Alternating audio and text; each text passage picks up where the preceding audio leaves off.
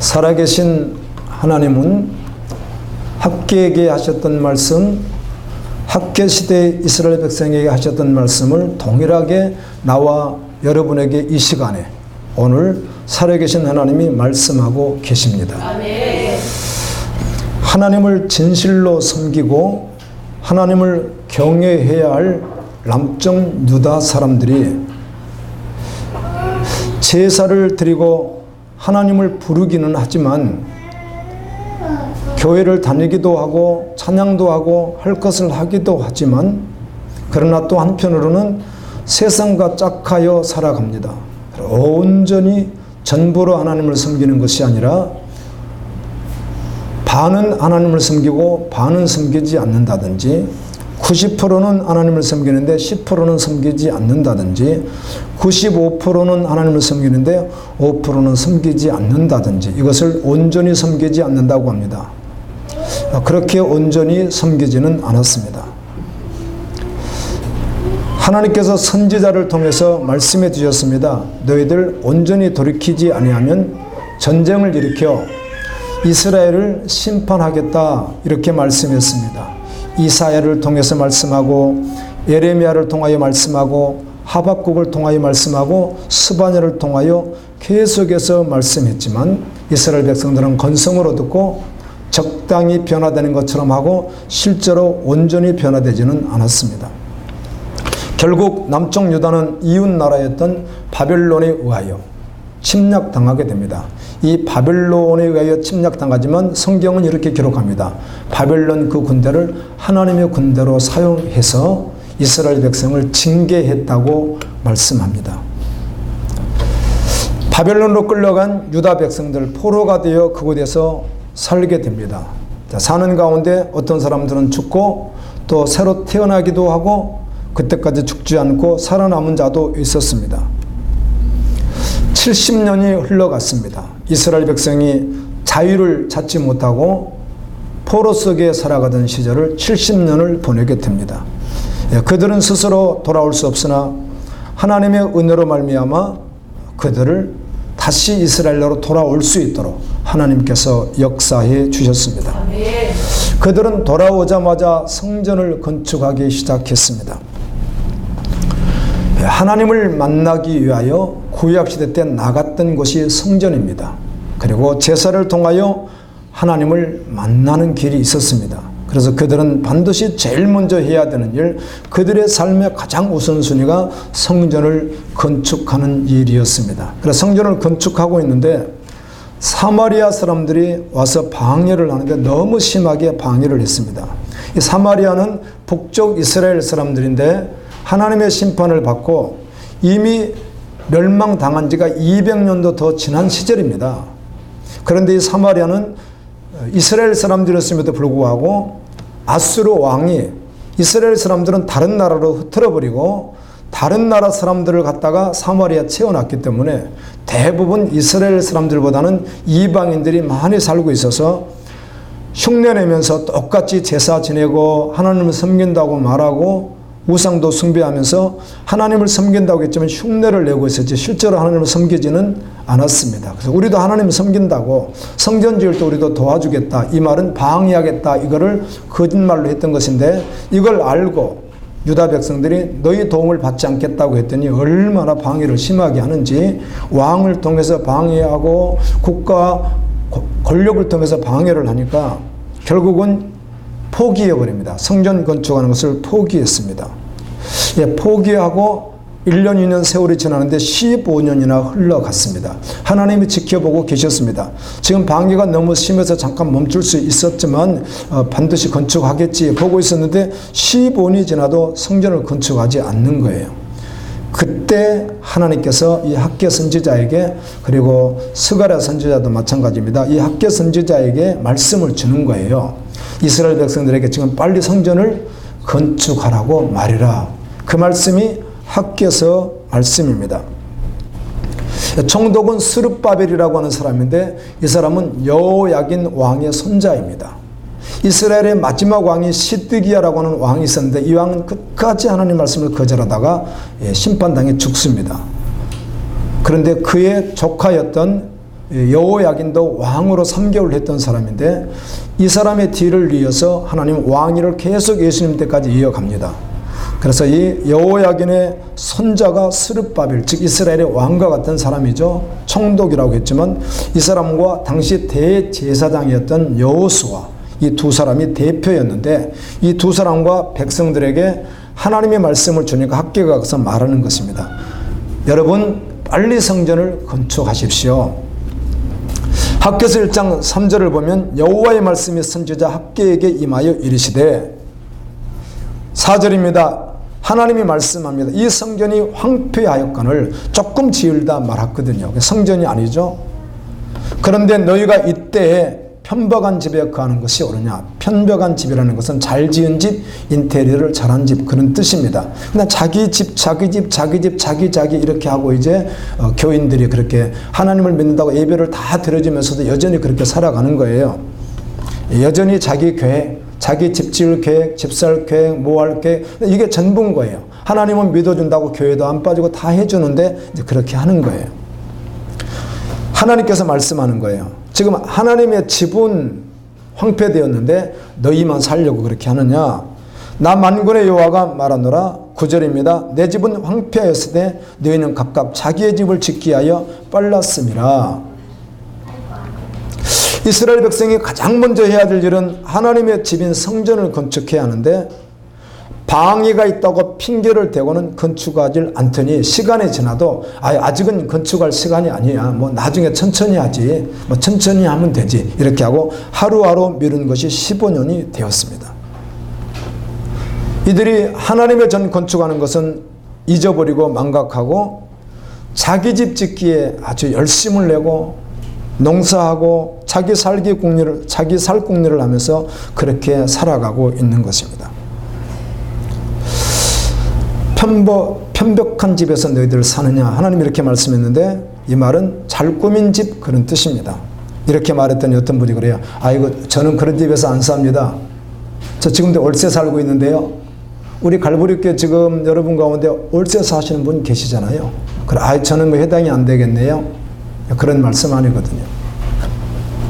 저는 보증금이 없는 방 한 칸 부엌 한 칸에는 월세 10만원, 13만원짜리 지금 살고 있잖아요. 그럼 저는 편벽한 집이 아닌 것이죠.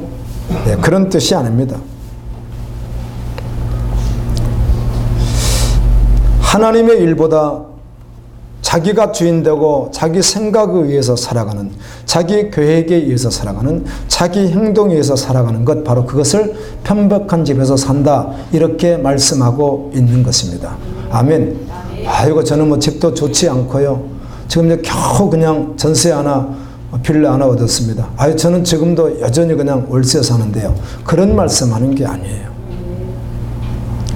그의 상황이 어떠하든지 주님이 전부가 되지 않고 자기가 주인 돼서 여전히 자기 힘으로 살아가려고 하는, 그리고 하나님을 잘 섬긴다고 말하면서 실제로 그 기쁜 내면 기쁜 속에 들어가면 자기가 주인 돼서 계획하고 자기가 원하는 대로 살아가는 사람, 자기 마음 내키는 대로 살아가는 사람, 경우에 따른 이렇게 하면 안 되지 하면서도 또 많은 영역은 열어놓고 자기가 하고 싶은 대로 살아가는 사람, 네, 이 사람을 편벽한 집에서 사는 사람이다, 이렇게 말을 합니다.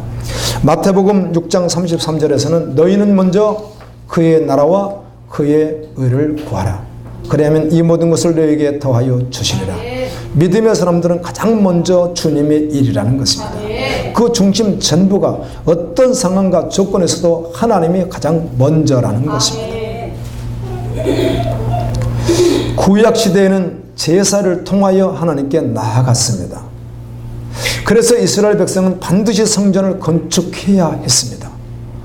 가장 그들의 삶의 목적은 하나님을 경외하고 하나님을 예배하고 하나님을 제사하고 하나님을 찬양하면서 살아가야 되기 때문입니다. 그래서 그런 모습을 보고 열방에 복음이 없어서 지옥불로 향해서 걸어가는 자들에게 증인이 되어지고 그들의 믿음을 통해서 죽어갈 영혼들의 구원을 받아야 하는 그런 사명을 가진 자들이 이스라엘 사람들이었습니다. 그래서 제일 먼저 어떤 경우보다도 반드시 성전을 건축해야 했습니다. 그런데 이걸 자꾸만 미루면서 자기들 원하는 대로 살아갔다는 것입니다. 여러분, 예수님을 믿지 않는 사람들을 생각해 보십시오. 우리가 믿지 않았을 때 우리를 정말 깊이 생각해 보십시오. 우리가 어떤 생각을 가지고 어떤 철학을 가지고 어떻게 살아왔는지 한번 생각해 보십시오. 지금도 여전히 이 열방에는 우리나라에도 이웃에도 예수님을 아예 믿지 않고 살아가는 사람들이 있습니다. 이들이 어떻게 살아가는지. 에베소서 2장 1절은 이렇게 말하고 있습니다. 이들이 잘 살든 세상적으로 못 살든 그렇게 평가하지 아니하고 하나님 앞에서 범죄와 죄로 죽어 있는 상태다, 이렇게 말을 합니다. 예수를 믿지 않는 사람들이 그렇다는 것입니다. 그래서 그들은 지금도 살고 있지만 하나님은 죽은 자들이나 같다는 거예요. 그냥 죽은 송장 같은 존재다, 이렇게 말을 하고요. 세상 방법대로 살아갑니다. 하나님의 방법을 모르니까, 성경의 방법을 모르니까 그냥 세상 방법대로 살아가고, 자기가 주인되어 자기가 생각하는 대로, 자기가 계획하는 대로, 자기의 욕심대로 살아갑니다. 이들의 삶을 성경은 이렇게 말합니다. 사단의 영을 따라, 귀신의 영을 따라 살아가는 자들이다, 이렇게 말합니다. 사단은 죽이고 멸망시키는 자이고 사단의 운명은 지옥불에 들어갑니다. 그래서 그 사단을 따라가는 자들은 사단과 함께 영원한 지옥불에 들어갈 운명이라고 말씀합니다. 이들이 예수님을 믿지 않는 사람들이라는 거예요. 그들이 어떻게 하나님 일을 알고 하나님 일을 어떻게 하겠어요? 그들의 삶 속에 어떻게 하나님 일이 1순위가 되겠어요? 그럴 수도 없고 그렇게 되지도 않는 것이 예수를 믿지 않는 사람들입니다. 그런데 반면에 오늘 여기 나와 있는 이스라엘 사람들은 대대로 조상 대대로 하나님을 잘 믿는다고 하는 사람들이었는데 실제로 이들에게도 믿음이 없던 것이죠. 복음이 실제가 되지 않은, 예수 그리스도를 믿는다고 말했지만 정말 전부로 생명으로 다로 믿지는 않았다는 것입니다. 그러다 보니까 겉으로 보기에는 아무렇지 않은 것 같은데 깊은 속을 정확히 보면 그 속에 에스겔 8장에 있는 것과 같이 더러운 짐승 그림 같은 것들이 그려져 있는 것처럼 그 속에 더러운 것들이 있고 욕망과 욕심이 있어서 결국은 욕심 때문에 미워하고, 왜 나를 인정해 주지 않지? 왜 나를 알아주지 않지? 왜 나에 대해서 이렇게 하지? 늘 이렇게 살아간다는 겁니다. 교회에서, 우리 갈보리 교회에서 영적인 상태는, 교회의 영적인 상태는 여러분 자신입니다. 아멘. 여러분 자신이 영적으로 충만하면 영적으로 충만한 것이고, 여러분이 영적으로 충만하지 않으면 다 충만하지 않게 느껴지는 것입니다. 아멘. 아멘이죠? 내가 충만하면 다 충만해지는 거예요. 그래서 예를 들어 나는 충만한데 연약한 사람이 있다든지 아직 복음이 없는 사람이 있어서 다 감사할 수 있고 불쌍히 여길 수 있고 기도해 줄 수 있고 사랑해 줄 수 있습니다. 그런 내가 영적인 상태가 좋지 않으면 아무리 사랑이 있어도 다른 또 조금만 섭섭하게 해도 다 섭섭하고 용서할 수 없고 미워하게 되고 이렇게 된다는 겁니다. 왜 그런가? 실제로는 그 심령이 주님을 온전히 받고 있지 않아서 그러는 것입니다. 우리는 죽을 때까지 혼동할 것입니다. 그런데 여러분, 예수님과 함께 죽은 것이 실제되지 않았으면, 진짜 십자가에서 함께 죽은 것이 믿음으로 받지 않으면, 아멘, 한 번도 죽은 적이 없기에 죽은 것 같이 느껴지는 것이 그냥 끊임없이 살아있는 것입니다. 자신이 살아있으면 영원히 구원받지 못합니다. 주님과 함께 죽어야 부활하신 주님과 함께 부활해서, 아멘, 부활의 능력으로 이 땅에서도 살아가는 것입니다. 복음이 실제되지 않는 교인들이 교회 안에서 육체의 욕망, 욕심에 의해서 살아가고 자기 마음에 원하는 대로 말을 하고 생각하고 그렇게 살다가 마지막에는 하나님의 진노의 심판을 받게 되는 것입니다. 누가복음 17장 26절 30절에서 이렇게 기록되어 있습니다. 노아 때에 된 것과 같이 내 때도 그와 동일한 때가 될 것이다. 노아가 방주에 들어가던 날까지 사람들이 먹고 마시고 장가들고 시집가더니 홍수가 나서 그들을 다 멸망시켰으며, 또 노세 때와 같으니 사람들이 먹고 마시고 시집가고 장가가고 팔고 심고 집을 짓더니, 뭔가 자신을 위해서 뭔가 하더니 롯이 소돔에서 나가던 날에 하늘로부터 불과 유황이 비오듯하여 그들을 멸망시켰느니라. 인자가 나타나는 날에도 이러하리라. 아멘입니다. 아멘.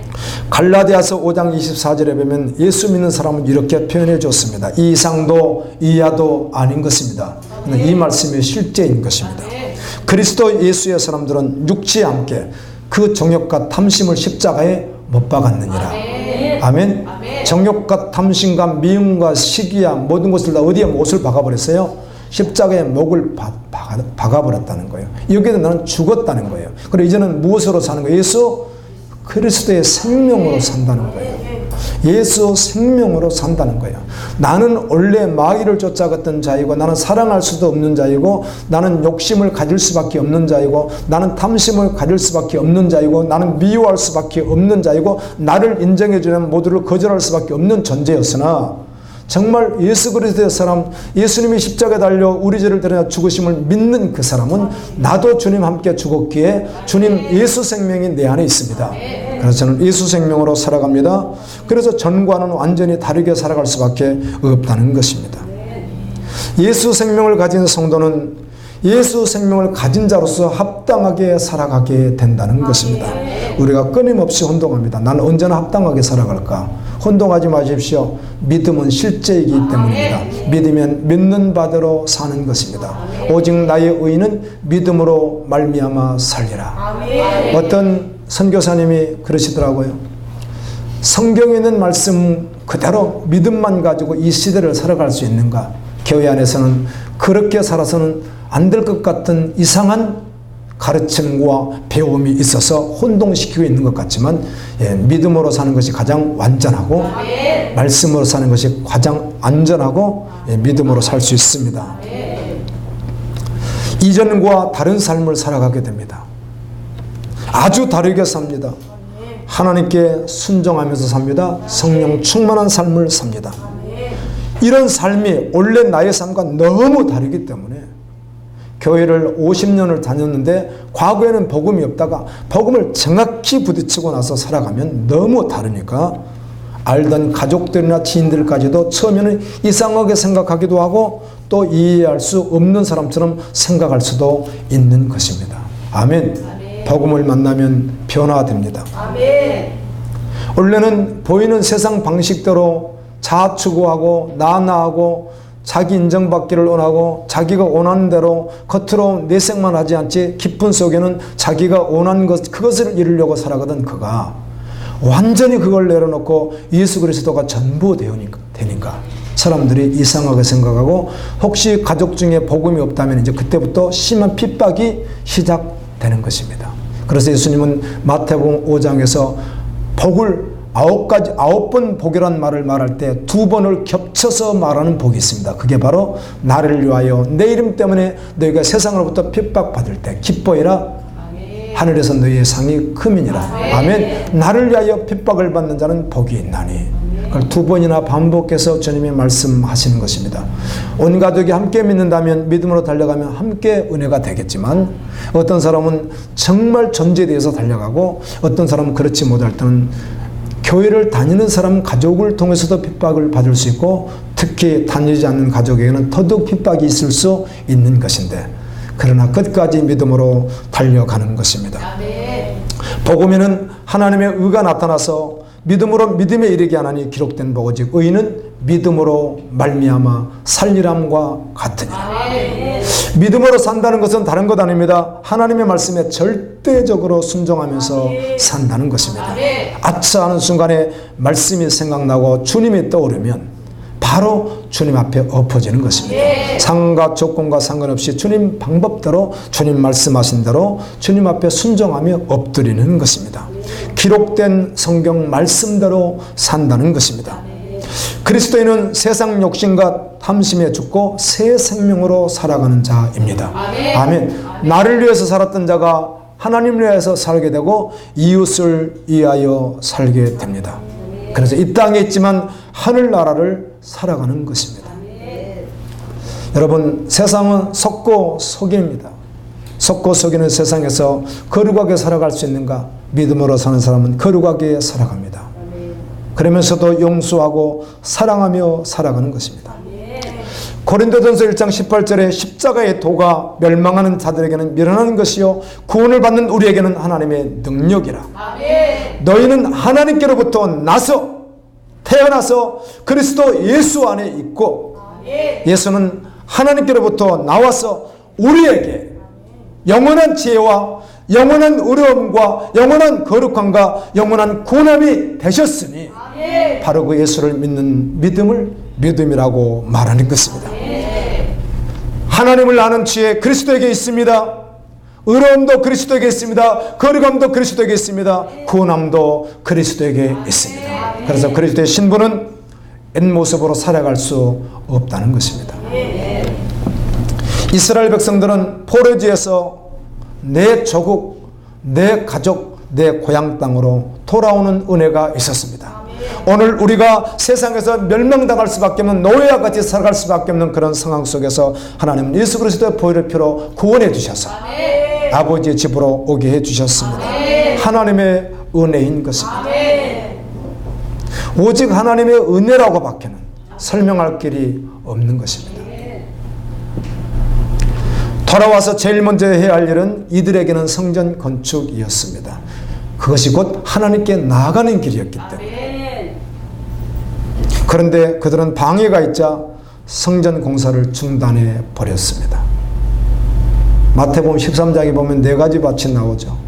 믿음 생활 좀 해보려고 했더니 교회 와서도 말씀을 아무리 전해도 말씀을 믿음으로 받지 않으니까 마귀가 와서 그 말씀을 가져가니까 그 속에 말씀이 자랄 수가 없는 것이에요. 두 번째 사람은 말씀 받는데 너무 좋아요. 구원도 받아야지.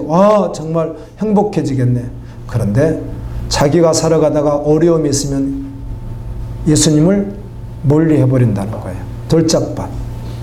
어떤 사람은 정말 믿음으로 이제 살아야지. 그리고 뿌리가 내리고 이파리까지 자라서 열매도 나올 수도 있는 상황인데 가시가 막 얽히고 설킨 가시가 쥐어짜듯이 자라지 못하게 하니까 포기해버리고 열매를 맺지 못하고 그곳에서 죽어버리는 거죠. 이게 바로 물질 걱정, 생활 걱정, 내 걱정, 무슨 걱정, 오직 그 걱정이 먼저 되어서 믿음보다는 언제나 먼저 거기에 엎어져 버리는 사람을 말하는 것이거든요.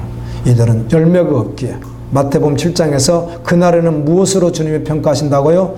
믿음을, 열매를 어떻게 보였는지. 그래서 열매가 없으면 구원받지 못하는 것입니다.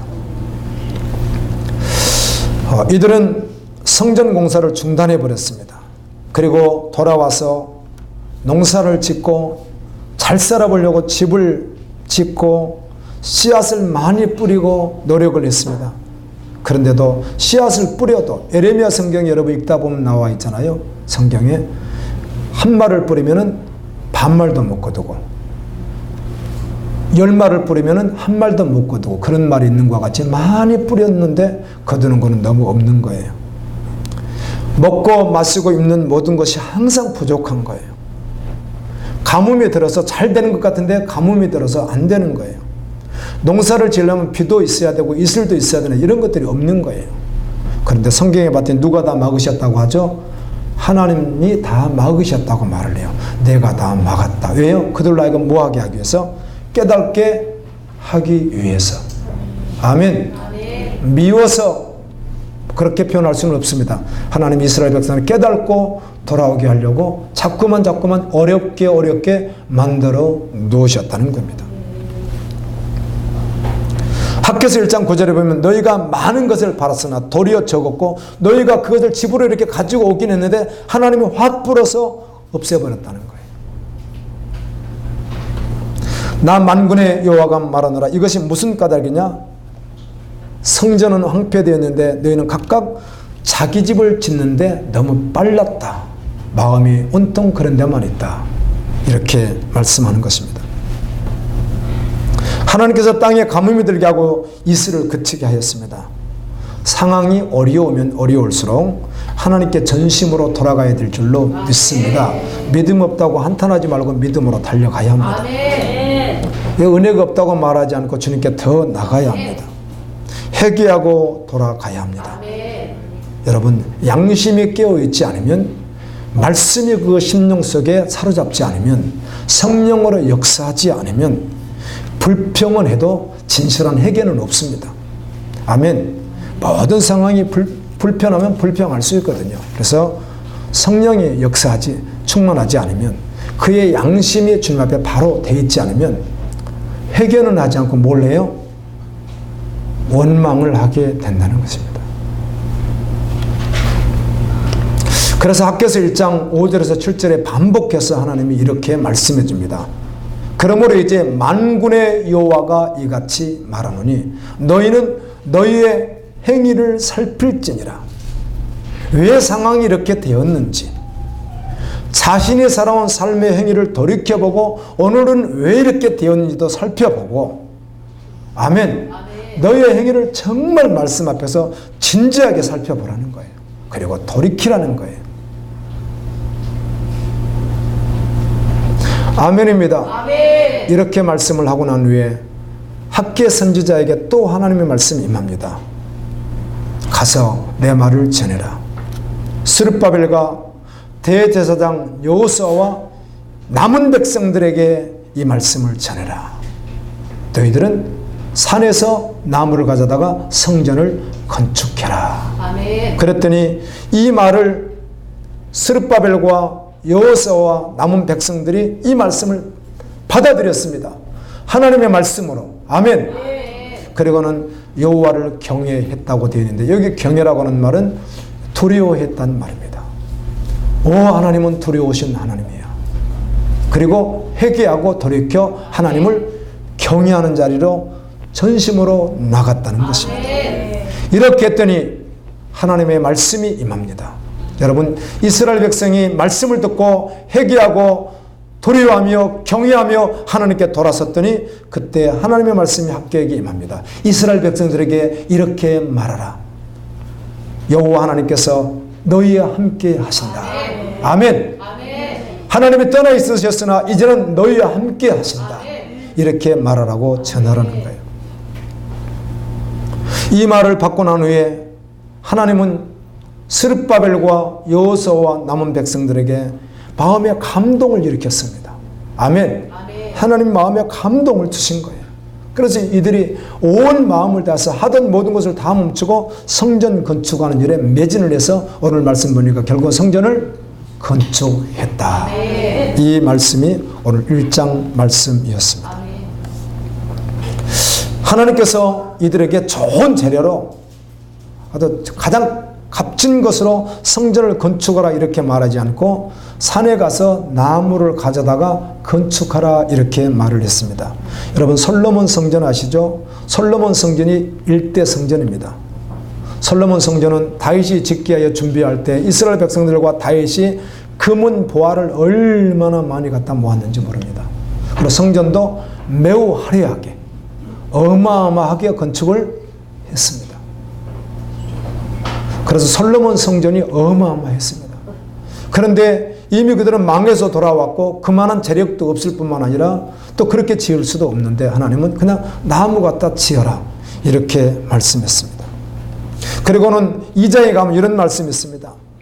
이전 성전 솔로몬 성전을 보았던 자들이 있어요. 70년 후에 돌아왔는데도 10살이 갔으면 80이고 5살이 갔으면 75세고 20살에 갔으면 예를 들어 100살이고 이렇게 하지 않겠어요? 그렇게 살아서 돌아온 자들이 있어요. 그곳에 태어난 자들은 예루살렘 성전을 본 적이 없죠. 그런데 살았던 자들은 보았거든요, 그거를. 그래서 돌아와서 그 전에 솔로몬 성전을 봤던 자들이 볼 때, 와, 스룹바벨 성전. 왜 솔로몬 성전, 스룹바벨 성전, 헤롯 성전 이렇게 말을 하는가 하면 그 나라의 왕이 솔로몬이니까 솔로몬 성전 이렇게 말을 하고 솔로몬의 대표가 돼서 했으니까 대표성을 그냥 부여한 거죠. 스룹바벨이 왕 같은 사람이니까 스룹바벨 성전 이렇게 말하고 또 헤롯이 누구죠? 왕이었으니까 대표해서 헤롯 성전 이렇게 하는 거예요. 그러나 하나님의 성전이죠, 다. 너희들 보니까 너무 보잘것이 없지. 스룹바벨 성전은 너무 보잘것이 없지. 하나님 그렇게 말씀합니다. 그런데 이렇게 말씀해줘요. 이 성전의 나중 영광이 이전 영광보다 크리라. 아멘. 솔로몬의 성전의 그 영광보담도 이 겉으로 보기는 초라할지 몰라도 이 성전의 영광이 어떻게 하리라? 더 크리라. 만군의 여호와의 말이니라. 내가 이곳에 평강을 주리라. 만군의 여호와의 말이니라. 보이는 것으로 판단하는 것이 아니라 그의 중심이 어떤 믿음을 가지고 있는지 이걸 보시고 그 영광이 크도다.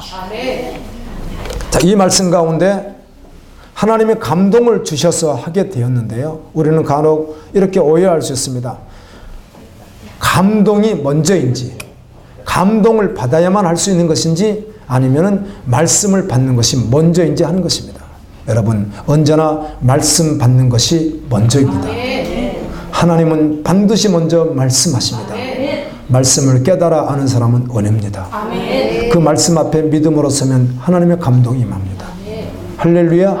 그런데 감동 주세요, 감동 주세요 막 기도할 수 있는 좋은 마음을 말하는 것이 아니라 오해해서 말씀을 밀어내면서 감동 주세요에서 감동이 오는 것이 아니라 말씀할 때 그 말씀이 생명될 때, 아멘입니다, 하나님의 감동이 임하는 것입니다.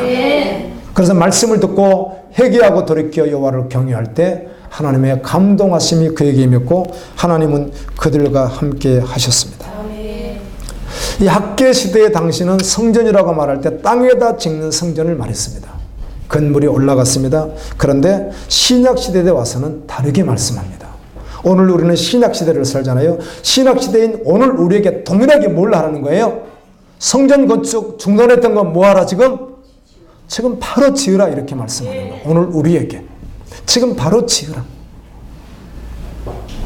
이 말은 무슨 말인가 하면 요한계시록 21장 22절에 보면 성 안에서 내가 성전을 보지 못하였으니 이는 주 하나님 곧 전능하신 이와 및 어린 양이 그 성전이시니라.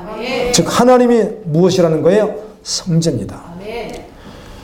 요한복음 2장 19절 21절에 보게 되면 예수님이 46년 동안 지었던 헤롯 성전을 허물라. 그럼 내가 3일 만에 지으리라. 그런데 사람들이 오해했습니다. 예수님 말씀하시죠. 성전된 예수님의 몸을 가리켜 말씀하신 것이라. 그래서 신약시대의 성전은 뭘 말해요? 보여지는 땅 위에 저있는 건물을 말하는 것이 아니라 하나님을 성전이라고 하고 예수 그리스도를 성전이라고 하는데, 또 놀랍게도 고린도전서 3장 16절에서는 너희는 너희가 하나님의 성전인 것과 하나님의 성령이 너희 안에 계시는 것을 알지 못하느냐. 그리스도인을 성전이라고 한다는 것이에요. 그리스도인을. 고린도전서 6장 19절은 너희 몸을 너희가 하나님께로 받은 바 너희 가운데 계신 성령의 전인 줄 알지 못하느냐. 너희는 너희 자신의 것이 아니니라. 고린도전서 6장 20절 값으로 산 것이 되었으니 그런즉 너희 몸으로 하나님께 영광을 돌리라. 즉 너희가 성전이다 이 말을 하고 성전을 건축하라는 말은 온전히 전부로 하나님께 영광을 돌리는 믿음 생활을 하라 그 말입니다. 전부로. 아멘. 다. 고린도후서 3장 16절은 우리는 살아계신 하나님의 성전이라. 그래서 오직 믿음으로 너희 자신을 뭘 해라? 건축하라. 하나님의 영광을 위하여 건축하라. 예수 그리스도의 사람들은 단 한 사람도 자신을 위하여 살지 아니하고 자신을 위하여 죽지도 아니하고 살아도 주를 위하여 죽어도 주를 위하여 죽나니 그러므로 사나 죽으나 주의 것이로다. 그렇게 살으라는 거예요. 오직 예수로, 세상 방법으로 살지 말고. 어떤 믿음의 글을 저번 주에 이렇게 보는 가운데 현재 백화점에 근무를 하시는 분인데 이분 하시는 이야기가 백화점에서 근무하면서 거룩하게 살 수 있는가? 무슨 원리인지는 잘 모르겠어요. 경쟁사가 있을 수 있겠고 무슨 물건이가 팔아야 하는데 약간 유도리 있게 약간 속이고 약간 어떻게 하면은 할 수 있는 것을 그렇게 하자면 하기가 어렵답니다. 그런데 백화점 기업주 입장에서는 약간 속이고 약간 술수를 써서 판매만 잘 된다면, 적당히 해서 된다면 그 사람이 유능한 사람이라는 거죠. 그런데 이 가운데서도 정직하게 살 수 있는가? 그런데 그분의 고백은 그래도 정직하게 사는 것이 믿음의 사람입니다. 그렇게 결론 내리는 글을 읽어보았습니다. 모든 상황 속에서 전심으로 하나님을 경외하며 믿음으로 살아갈 것을 말씀하고 있습니다. 아멘. 고린도전서 3장에서는 너희 몸이 하나님의 전이기에 너희 몸을 더럽히면 나도 너희를 어떻게 하리라? 멸해 버리리라. 이런 말씀도 있습니다. 그리스도인은 우리 자신이 하나님의 성전이라는 것입니다. 이것을 잘 건축하라. 저는 이 말씀을 통해서 마지막 결론을 내리면서요, 존재되어 복음이 실제되어 삶을 살고 온전히 건축하는 우리 자신을 믿음으로 드리는 것을 말씀했는데, 이 가운데 한 가지를 자꾸 생각하게 하셨는데요. 성경 66권에서 믿음의 건축, 신약시대에 와서 성전의 건축, 또 하나님이 우리에게 주신 계시의 말씀 가운데 중요한 말씀들, 그리고 믿음의 사람은 무엇을 회복해야 될까? 무엇을 잘 건축해야 될까? 여러 가지 말할 수 있겠죠. 말씀 보는 거, 기도하는 거, 전도하는 거, 봉사하는 거, 많은 말씀을 할 수 있겠으나 목사로 사는 거, 선교사로 사는 거, 주신 직분대로 사는 거, 다 많은 것을 말할 수 있겠지만 역시 성경에서 말할 수 있는 것은 사랑이더라고요. 사랑. 그래서 어제 밤에 설교를 준비하다가 마지막 결론으로 주님이 주셔서 이 말씀을 나누려고 그럽니다. 사랑이라는 것입니다. 사랑으로 건축하라는 것이죠. 요한복음 15장에 보면 나는 포도나무요 너희는 가지라. 내가 그 안에 그가 내 안에 거하면 사람이 과실을 많이 맺나니 나를 떠나서는 너희가 아무것도 맺을 수 없느니라. 열매 맺지 않는 가지는 잘라서 끊어서 밖에 버려 불에 태우리라. 이렇게 하시더라고요. 내 안에 거하면 이렇게 말씀하시는 거예요. 내 안에 거하는 것이 성전을 건축하는 것이다. 이렇게 믿음으로 받았습니다. 주님 안에 거하는 것이 무엇인가? 요한복음 15장의 말씀입니다.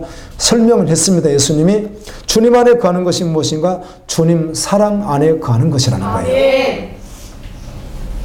그래서 에베소서 2장 말씀을 함께 보는데 그 2장 말씀에 보니까 결론을 이렇게 하시더라고요. 어마어마한 말씀을 하시고, 이 성도가 교회가 세상에서 주께 헌신하고 주님 뜻대로 살아가는 것에 대해서 이런 모든 계획을 천국에 있는 천사들이 모른대요. 하나님은 그들에게 가르쳐 주지 않았대요. 그런데 이 땅에서 성도가 말씀과 뜻대로 살아가는 것을 보면서 그것이 하나님의 뜻이었구나. 그걸 천사가 안답니다. 예를 든다면 오늘 이렇게 살아가다가 너 오늘은 부산에 가서 무슨 사역을 좀 해야 되겠다. 주님이 갑자기 그래서 이사 가는 분들도 계세요. 그렇게 미국에 가서 어떻게 해야 되겠다. 혹시 그랬다고 생각해 보세요. 이걸 누가 몰라요? 천사가 모르는 거예요. 영원한 예수 그리스도의 비밀을 모르고. 아멘. 그래서 성도가 그걸 하는 걸 보고 하나님이 저 사람도 이런 뜻이 있으셨구나. 그걸 그때 알고 하나님의 뜻을 알고 천사들이 하나님께 영광을 돌린대요. 그게 하나님의 뜻이었군요. 성도의 수준이랍니다. 그리고는 결론적으로 하나님의 사랑, 그리스도의 사랑을 너희들이 정말 알아야 하는데, 그리스도의 사랑이 얼마나 깊은지, 얼마나 높은지, 얼마나 넓은지, 얼마나 긴지, 얼마나 큰지, 아멘. 너희가 알기를 원하노라.